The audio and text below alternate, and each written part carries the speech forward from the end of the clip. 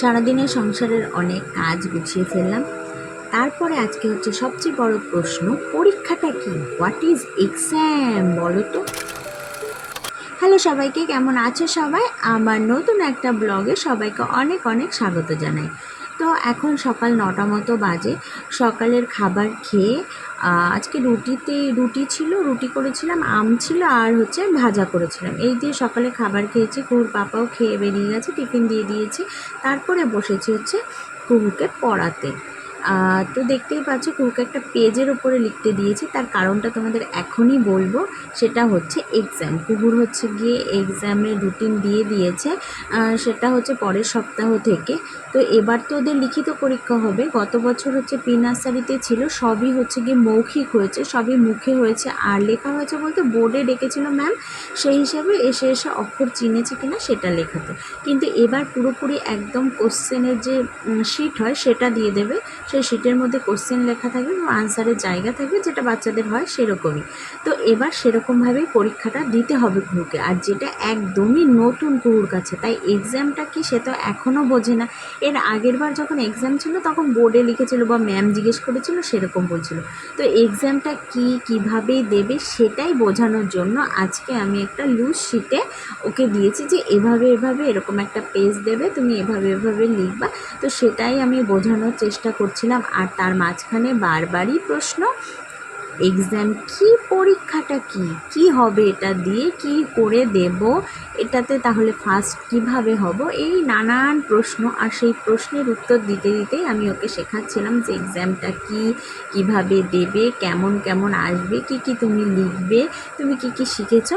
তো এই নিয়েই আজকে সকালবেলা বসেছি, যেটা একটা বিশ্বযুদ্ধের মতো। তো যাই হোক, তারপরে হচ্ছে গিয়ে ওকে একপাশে লিখতে দিয়ে আমি আবার এগুলো দেখছিলাম যে এক্সামে কি কি আছে, মানে সিলেবাসে এবার কি কি আছে সেটাও একটু দেখলাম। তো মৌখিকও আছে, লিখিতও আছে। তো লিখিত পরীক্ষার পর আবার মৌখিকটাও হবে। তো তার জন্য মৌখিকের পড়াগুলো ওকে মুখস্থ করাতে হবে। করিয়েছিলাম এই গরমের ছুটিতে, অনেক কিছুই ভুলে গেছে সারাদিন খেলা করে। তো আবার নতুন করে সেগুলো রিভিশনে দিতে পারে। এই বক্সটা দিয়েছিল ওর আগের বছরের জন্মদিন ওর একটা ফ্রেন্ডের মা, মানে ফ্রেন্ডের তরফ থেকে। তো ওই বক্সের মধ্যে দেখেছি এখানে কাঠ পেন্সিল কাটা রয়েছে। হ্যাঁ, আমি বলেছিলাম স্কুলে তুমি যখন কাঠ পেন্সিল কাটবে তখন তুমি বক্সের মধ্যেই রাখবে মাম্মা, স্কুলের ঘরের মধ্যে ফেলবে না, যাতে রুম নোংরা না হয়। সেটাই করেছে।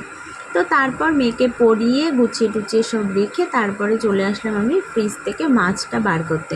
কারণ যেহেতু ডিপ ফ্রিজে মাছটা থাকে, তো মানে বের করে রাখতেই অনেকটা টাইম লাগে, যে মাছটা পুরো বরফটা কাটতে জলে ভিজিয়ে রাখি। তো তার জন্য ভাবলাম আগে মাছটা বার করে নিই, তো তারপরে সব কাজগুলো গোছাবো, জলে মাছটা ভিজিয়ে রাখবো। তো এখানে ফ্রিজ থেকে একটা লেবুও নিয়ে এলাম। তো তার কেন লেবুটা নিলাম এক্ষুনি তোমাদের দেখাচ্ছি। তো আজকে যেহেতু শনিবার, গতকালকে লাস্ট স্কুলে গিয়েছিল কুহু, তো স্কুলের সামনের দোকান থেকেই বায়নায় ছিল রসনা, যে রসনা কিনে দেবে। তো রসনা তো কিনে নিয়ে এসেছি। এগুলো হচ্ছে 2 টাকা পাউচ, মানে প্যাকেটগুলো 5টা নিয়ে এসেছিলাম। তো রসনা করে দেবো বলেই লেবুটা বার করেছিলাম। তো যাই হোক, এখন এই দেখো মাছটা তো বের করেছি, বললাম ভীষণ বরফে আটকে থাকে, যেটা এখন জল দিয়ে আমি ভালো করে ভিজিয়ে রাখবো। এটা হচ্ছে রুই মাছের বাচ্চা, যেগুলো পুরোটাই হচ্ছে জ্যান্ত ছিল। তো বেশিরভাগই জ্যান্ত মাছটাই খাওয়া হয় আমাদের বাড়িতে। কুকুর পাপা জ্যান্ত মাছ ভালোবাসে। আর এদিকে গাঁঠি সিদ্ধ করতে বসিয়েছি, মানে গাঁঠি কচু। এদিকে মাছটার মধ্যে আমি জল দিয়ে দিলাম। তো মাছটা ভিজতে থাকুক। তার মধ্যে দেখো অনেক দিন, মানে 3-4 দিন হয়ে গেছে চুলে শ্যাম্পু করা হয়নি, সেটাই দেখছিলাম যে চুলগুলোর কি অবস্থা হয়েছে। কাল রাতে তেল দেবো সেটাও ভুলে গেছি। তো যাই হোক, আজকে ফাইনালি শ্যাম্পুটা করে ফেলবো। তারপরে কালকে ভাবছি একটু হেনা করব। তো যাই হোক, আজকে শ্যাম্পুটা করে নিই, দেখা যাক যদি সময় হয় করব। তো ফাইনালি আমি স্নান টান করে একদম ফ্রেশ হয়ে চলে এসেছি। দেখেছি আমি একদম ফ্রেশ লুক নিয়ে, এই যে একদম ফ্রেশ হয়ে গেছি। আর এই গরমে না যখনই স্নান করি তখনই ফ্রেশ লাগে, কিছুক্ষণ পরে তো আবার যা তাই হয়ে যায়। তাই হচ্ছে গিয়ে একটু ফ্রেশ হওয়ার পর নিজেকেও খুব ভালো লাগে। তো ফ্রেশ হয়ে আমি সিঁদুরটা পরে নিয়ে তারপরে হচ্ছে বাইরে দেখো তখনই হঠাৎ করে ঝুপঝুপ করে বৃষ্টি পড়তে শুরু করে দিয়েছে।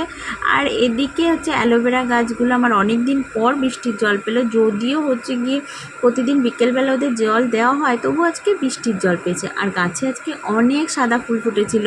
তো বৃষ্টির মধ্যে ছাতা নিয়ে গিয়েই আমি ফুল ফুল তুলেছি, কারণ সকালে ফুল তুলি না, কারণ হচ্ছে যেই মুহূর্তে আমি পুজো দিই তখন ফুল তুলে পুজো দিতে না আমার বেশি ভালো লাগে, ফুলগুলো একদম সতেজ থাকে, খুব সুন্দর লাগে, তাই জন্য আমি সেই মুহূর্তে তুলে এনেই পুজোটা দিতে ভালোবাসি। অনেক ফুল ছিল আজকে, আর দেখো আজকে ফুলে একদম ঠাকুরের আসন পুরো ভরে গেছে, আর নিজের গাছের ফুল দিয়ে পুজো দিতে ভীষণ ভালো লাগে। আর যখন অনেক ফুল ফোটে না, সিংহাসনটা একদম সুন্দর করে সাজিয়ে ফুলে মানে পুজো দিয়ে আমার ভীষণ ভালো লাগে। তো দেখো আজকে আমি পুজোটা দিয়ে ফেলেছি, তো চলো পুজো দেওয়া হয়ে গেছে, তো পুজো কমপ্লিট করে চলে আসলাম রান্নাঘরে, এসে মাছটা ভাজা করতে বসিয়ে দিয়েছি, আর ওদিকে ভাতও বসিয়ে দিয়েছি। আজকে তেমন কিছুই রান্না করব না, শুধু এই মাছের ঝোল রান্না করব আর ভাত। আর গাঠিটা যেহেতু সেদ্ধ করেছিলাম, তো তারপর আমি ঝটপট করে পরিষ্কার করে ধুয়ে নিয়েছি, আর তেলের ওপরে হচ্ছে গিয়ে জিরে ফোড়ন দিয়েছি, গাঠিটা দিয়ে দিয়েছি। একদম সিম্পলভাবে আজকে রান্না করব, কাঁচা লঙ্কা চিড়ে। আর যেটা পাপা খুবই ভালোবাসে, কোনো মশলা বেশি খেতে ও ভালোবাসে না, তো কখনো কখনো মানে মাংস ডিমে মাঝে মাঝে স্পাইসি ঠিক আছে, কিন্তু প্রত্যেক দিন কোনো স্পাইসি খাবার সে ভালোবাসে না। আমি আবার খুব লাল লাল ঝাল ঝাল ভালোবাসি, কিন্তু তবুও সে আবার গাঠির তরকারি ভীষণ ভালো লাগে, জ্যান্ত মাছ দিয়ে যদি গাঠির তরকারি হয় না, তার আর কিছুই লাগে না। তো তার জন্য আজকে আমি খাটনিটা একদমই কম করলাম, যেহেতু আজকে গাঠি রান্না করবো, তো তার জন্য একদম সিম্পলভাবে হলুদ লবণ দিয়ে গাঠিটা হালকা করে ভাজা করে নেব, কারণ হচ্ছে গাঠিটা যেহেতু সেদ্ধই করে রেখেছি, যেটাকে বলে গাঠি কচু, আমি শর্টকাটে গাঠিই বলছি।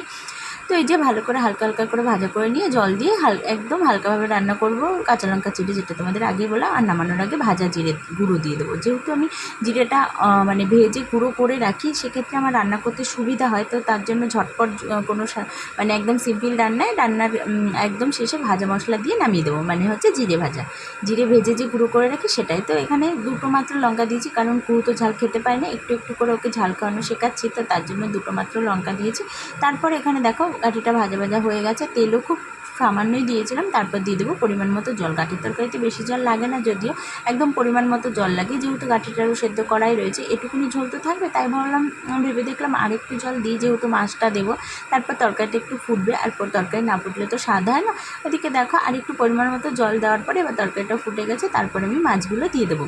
যে মাছটা আমি ভাজা করে রেখেছিলাম, আজকে মাছগুলো একদম কড়া করে ভাজা করেছি, সাধারণত এত কড়া করে আমি মাছ ভাজি না, তো যাই হোক আজকে ভাজা করেছি।